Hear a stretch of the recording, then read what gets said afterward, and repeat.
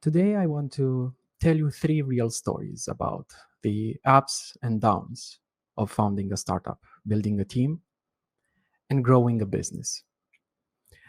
There's a lesson in each of these stories, and my aim for this presentation is not to provide you with more answers, as it's usually the case with these kinds of presentations, but for you to have more and deeper questions about why you're doing what you're doing, who's it for, and what's it for.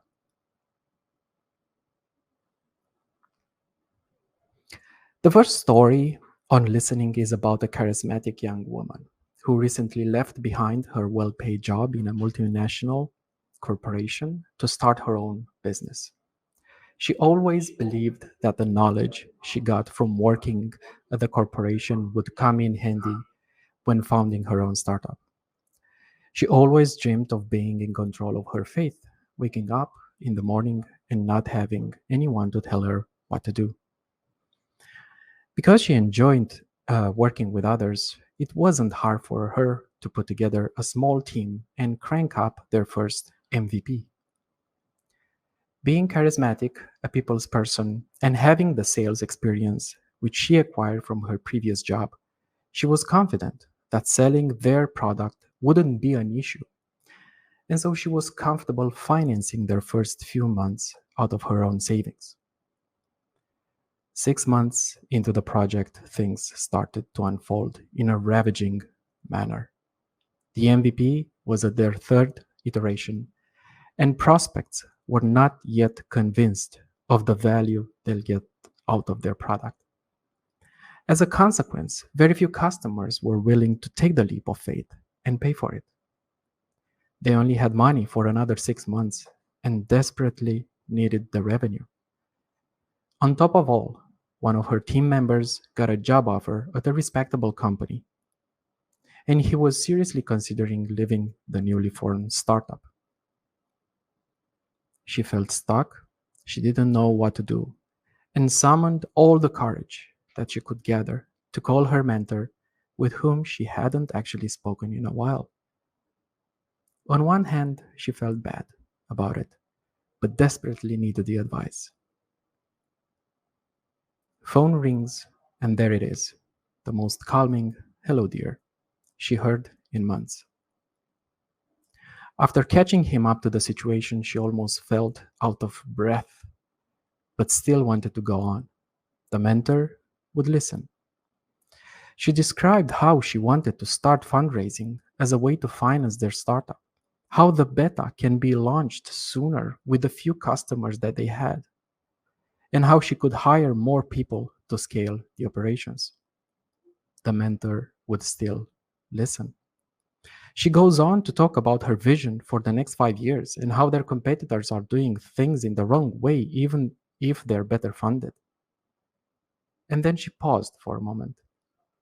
About 5 seconds of awkward silence settled between the two. "What do you think?" she finally asks. The mentor takes another 5 seconds and then asks her, "What does your team think about all of this?" "My team?" she rhetorically asks in a lower, almost shameful tone. "I did not ask them." How many times have we all been in a similar situation where we thought we had things in our control, that our team is just there to silently execute our orders, and just because we're the founders, the solution must obviously come from us? Aren't we all guilty of inflicting the same mentality onto ourselves and others? As a founder, you're supposed to always have an answer. That's the norm. This is so ingrained in our DNA that instead of always parroting answers left and right to this and that investor, to this and that customer, we forget to slow down, to stop this maddening rush, and become the ones who listen. Ancient philosopher Epictetus said 2000 years ago, We have 2 ears and one mouth so that we can listen twice as much as we speak. Here we are in 2021, all seeking attention by talking, yelling, and always being on or having something to say just about anything. What about slowing down and asking others for help and actually listen to what they have to say? Not so that you can answer back. Are you afraid that your silence will cause people to not like you? Then talk if you must, but ask questions and listen some more and see how you like others for a change instead of them liking you. So have the patience to listen more and talk less. Our story continues with the same charismatic young woman who, after talking with her mentor, gathered her team, presented the problem, and asked the team, "What do you all think we should do?" It felt like the longest 5 seconds of quiet in her life. Then the awkward silence got interrupted by the most unexpected team member of them all, the one that considered leaving the startup. He started asking questions about what customers were saying and challenging how interviews were conducted. Other team members would answer and offer their perspective on ways they could approach the customer interviews differently. They even suggested things to consider in the new iteration of their product. Pivoting was another strategy that was discussed. Everything was on the table. And what was initially scheduled to be a 1 hour meeting stretched over 3 hours, and pizzas were ordered. Nobody wanted to stop, and they kept going. During all this time, the hero entrepreneur of the story just witnessed in awe the miracle that happened. Her team was throwing ideas back and forth, most of which she didn't even know were possible. She caught herself asking questions because she genuinely needed to understand, to learn how to do things better or differently. She concluded that her team knew more about their competitors than herself and was ashamed to admit that she mostly disregarded them instead of learning from them. Such is the power of listening. You do that to understand the other party, be it a teammate, a customer, or even a competitor. To learn about them, about external things, or even about yourself. It takes patience to listen, but it takes humility to learn. Being humble doesn't mean you're thinking less about yourself. It means thinking about yourself less, thinking about others more. How can you have an impact on those around you so that in return they have an impact on others? It's the give first mentality or the servant leadership mindset. It means looking at your competitors as worthy rivals, someone that you can learn from, that you can respect even when you meet them on the battleground. But being humble is the last thing that crosses our minds when we think about a founder, entrepreneur, or investor. What's the image that we have in our minds when we think about them? It's the go-getter, right? That person that always has an answer, an opinion, no matter the topic, not showing any vulnerability. We see that in sports, in politics, in business. Everywhere we celebrate aggressiveness, the iron fist, the stick, and we consider the carrot as being for weaklings. Mental health is for spoiled brats, as I've heard an investor saying recently. I think that's hypocritical and toxic. Do not mistake that for confidence. That's impulsiveness, recklessness, and cockiness. That's shallow, and it can and will affect your decision making. Looking down on people, customers, competitors, that's short-term thinking. It's about winning a battle today and perhaps tomorrow, but it's losing the war. Instead, confidence is when you have the courage to say, I don't know. I don't know the solution to this problem, but I'm willing and able to take this challenge and see it through. I may not have all the information today, I may not have all the answers now, but I believe that I can do it. I believe that my team can do it. And you don't have to be loud to be confident. In fact, confidence can be quiet sometimes. Confidence is not something that you're born with. None of us are. But it's something that you can learn. As the Stoic philosopher Marcus Aurelius once said, if it is not right, do not do it. If it is not true, do not say it. It's hard for us to be what we cannot see. Being humble is to realize that our victories depend upon other people, while being confident is taking action on something that we don't feel comfortable with. So learn to be humble and to be confident.